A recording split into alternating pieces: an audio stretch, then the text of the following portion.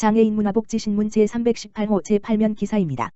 부천시 2022년 저소득층 주거환경 개선 사업 대상자 모집. 부천시가 2022년 저소득층 주거환경 개선 사업 대상자를 이달 27일까지 모집한다.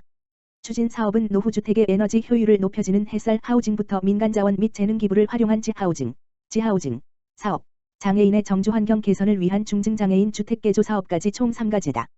사업별로 가구당 기준 중위소득을 충족하는 임차가구 및 자가주택 거주 가구라면 신청할 수 있다. 충족 기준은 햇살 하우징 사업의 경우 가구당 소득이 기준 중위소득 50% 이하, 4인 가구 256만원, 이며 지하우징 중증장애인 주택개조 사업의 경우에는 가구당 소득이 기준 중위소득 70% 이하, 4인 가구 358만원, 여야 한다. 각 주민지원센터 및 행정복지센터 복지과를 통해 모집하며 이후 사업별 모집량에 따라 추가 모집할 예정이다. 한편 지난해 부천시는 3종의 주거환경 개선 사업을 추진하여 44가구의 주택개보수 및 장애인 편의시설 설치를 지원한 바 있다. 보수가 필요한 도배 장판 교체 주택 단열을 통한 에너지 효율 개선 장애인 편의시설 설치 취약가구 에어컨 보급 등 열악하고 노후된 주거 환경을 개선하여 주거 수준을 향상시키는 데 기여했다. 한상휘 주택국장은 주택 유지 보수를 통해 어려운 이웃들이 쾌적한 주거 환경에서 지낼 수 있도록 저소득층 주거 환경 개선 사업을 지속적으로 추진하겠다고 밝혔다. 부천시 이천스무드 평생학습 비대면 사업 설명회 개최. 부천시가 1월 11일 오후 2시 부천시민학습원 이스튜디오에서 유튜브와 줌을 이용해 이천스무드 평생학습 비대면 사업 설명회를 개최한다. 이번 설명회는 1월 25일까지 공개 모집하는 평생학습 사업에 지원할 대상에게 공모사업 내용, 사업계획서 작성, 예산 편성 기준 등에 대한 정보를 제공하기 위해 마련됐다. 일부 사업은 1월 28일까지 공개 모집. 부천시는 2022년 사업 타당성, 실행력, 효과 등을 기준으로 일상에서의 시민성 학습, 학습반디, 퇴근 학습길 프로그램, 상반기, 시민주도 학습, 상반기, 성인문해교육 지원 평생학습 동아리 지원 장애인 평생교육 지원 등 총 6개 분야에 총 3억여 원을 지원하며 각 사업에 선발되면 보조금, 강사비, 학습 공간을 지원받을 수 있다. 일상에서의 시민성 학습 참여 강사는 36개소 학습 공간에서 환경 등 9개 분야에 대한 시민성 향상을 위한 프로그램을 운영하고 퇴근 학습길 참여 강사는 35개 학습 공간에서 직장인 등 시민을 위한 야간 프로그램을 진행한다. 시민주도 학습에 참여한 기관, 단체은 우수 프로그램을 발굴하여 직접 실행한 후 강사비를 지급받는다. 보조금을 지급받는 성인문해교육 평생학습 동아리 장애인 평생교육 지원사업 참여자는 사업 결과 및 정산 내용을 제출해야 한다. 최대 지원 금액은 기관, 단체, 당 2천만 원까지다. 자격 조건이 된다면 여러 분야의 중복으로 신청할 수 있지만 분야별로는 한 개 사업, 프로그램만 신청해야 한다. 신청을 원하는 강사 및 기관, 단체은 부천시 평생학습센터 홈페이지에서 내용을 확인하고 신청 양식을 내려받아 작성한 후 평생학습센터로 우편 또는 방문 접수하면 된다. 이 밖에도 사업 설명회에서는 부천시 평생학습센터가 추진하는 학습반디 부천인생학교 찾아가는 배달 강좌, 학습독, 민주시민교육 평생학습 관계자 역량 강화, 줄탁동시에 대해서도 안내하고 줌을 활용해 쌍방향 질의응답을 진행할 계획이다. 참여를 원하는 사람은 1월 10일 월까지 접수 링크 https://url.kr/1의3D9나 QR코드를 통해 사전 접수하길 바라며 자료집은 10일 월 오후 6시부터 부천시 평생학습센터 홈페이지를 통해 내려받을 수 있다.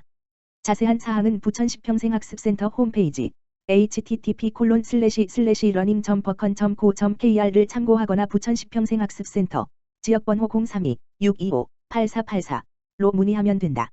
부천시 가정폭력 성폭력 공동대응팀 운영 개시.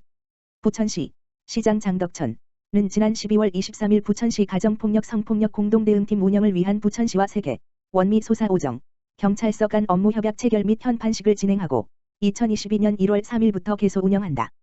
부천시 가정폭력 성폭력 공동대응팀은 가정폭력 성폭력 사건 발생 시 지자체와 경찰의 개별 대응으로 인한 한계를 극복하고자 운영되는 경기도 공모사업이다. 지난 10월 14일 공모사업에 참여한 경기도 시군 가운데 부천시와 하남시 두 곳이 최종 공모에 선정되었으며 부천시는 복사골문화센터 6층에 마련된 사무실에서 운영을 시작한다. 공동대응팀은 협약에 따라 3개 경찰서의 학대예방경찰관, 아포, 이 파견 근무하게 되며 부천시에서 신규 채용하는 전문상담사, 통합사례관리사가 합류하면서 폭력 피해자의 발굴 및 상담, 사례관리 업무 등 상호 협력하여 근무하게 된다. 부천시는 공동대응팀 운영으로 111호 신고 접수된 폭력 피해 사건에 대해 상담사, 경찰, 통합사례관리사가 초기 대응부터 사후 관리까지 원스톱으로 사건을 처리하게 된다. 이로 인해 신속하고 효과적으로 피해자를 보호할 수 있는 체계가 마련되어 지역사회 안전망이 강화될 것으로 기대한다. 장덕천 부천시장은 민관 경이 함께 유기적인 협력 체계를 이뤄 피해자를 조기 발견하고 체계적인 서비스를 지원하게 될 수 있어 기쁘게 생각한다면서 피해자들이 빠르게 회복할 수 있도록 부천시와 부천 3개 경찰서가 함께 든든한 힘이 되어 주겠다고 밝혔다. 화재로 보금자리 잃은 수원시민 집수리 지원. 지난 1월 1일 저녁 아버지 전호호 씨 54와 12살 11살 두 아들이 사는 수원시 고등동 단독주택에 화재가 발생했다. 지적장애가 있는 큰아들이 통닭을 데워 먹으려고 프라이팬에 식용유를 붓고 끓이다가 잠깐 한눈을 판 사이에 불이 났다. 신속하게 소방서에서 출동해 20여 분 만에 진화했고 산부자도 탈출해 인명피해는 없었지만 가족이 생활하던 1층은 뼈대만 남고 모든 세간살이가 타버렸다. 형편이 어려워 집수리는 엄두도 낼 수 없었다. 불이 난 지 한 주일 만인 1월 8일 4.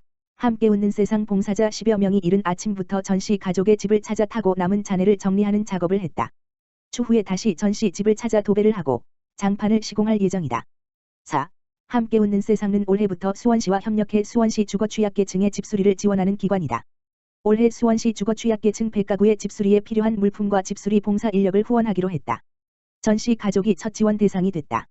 기초생활수급자 여부에 상관없이 자력으로 집수리를 할 수 없는 모든 가구가 지원 대상이다.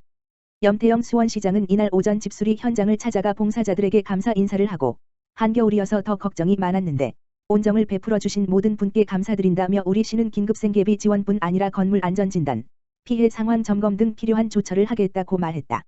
이어 주말에 귀한 시간을 내서 집을 수리해 주신 4. 함께 웃는 세상 봉사자들에게 진심으로 감사드린다며 가족이 입주하는 데 불편함이 없도록 살피겠다고 약속했다. 수원시는 화재 후 전씨 가족에게 임시로 머물 곳과 긴급생계 지원비를 지원했다. 수원시 자원봉사센터는 물품을 후원했고 고등동 지역사회보장협의체는 의류 신발 등을 지원할 예정이다.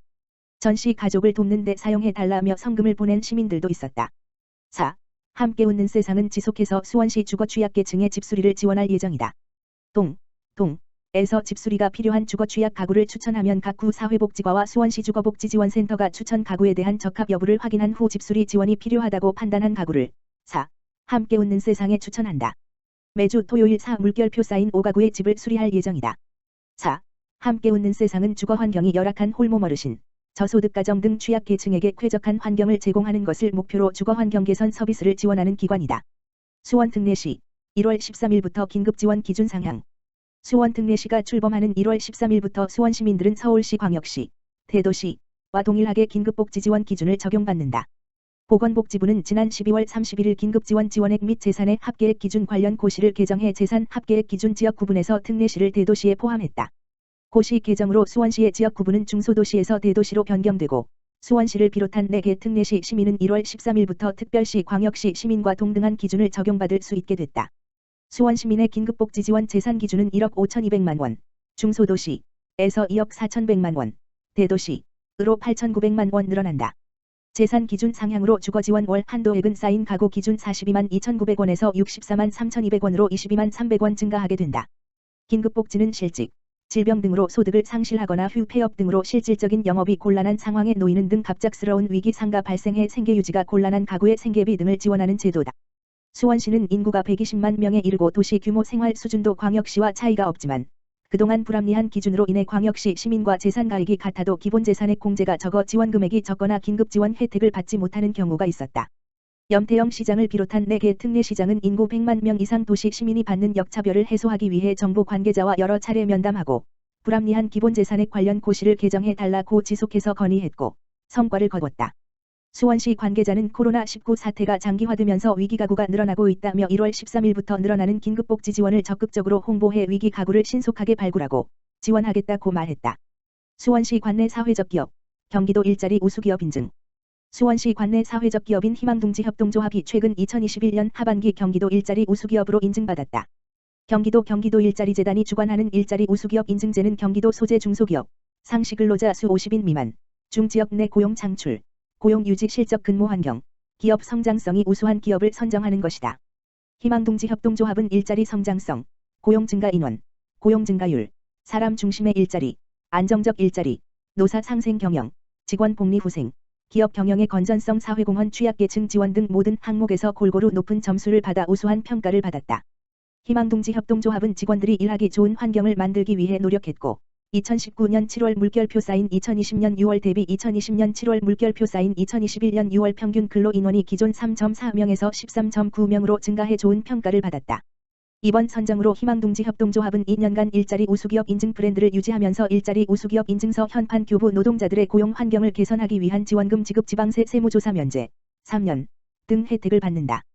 2018년 1월 설립된 희망둥지 협동조합, 팔달구 남수동, 은 수원 지역에서 도시 활력, 주거복지 개선, 일자리 창출 등을 목적으로 다양한 사업을 전개하는 사회적 기업이다. 지난 2019년 수원 최초로 국토교통형 청년 예비 사회적 기업, 국토교통부 주관 인증을 받은 바 있다.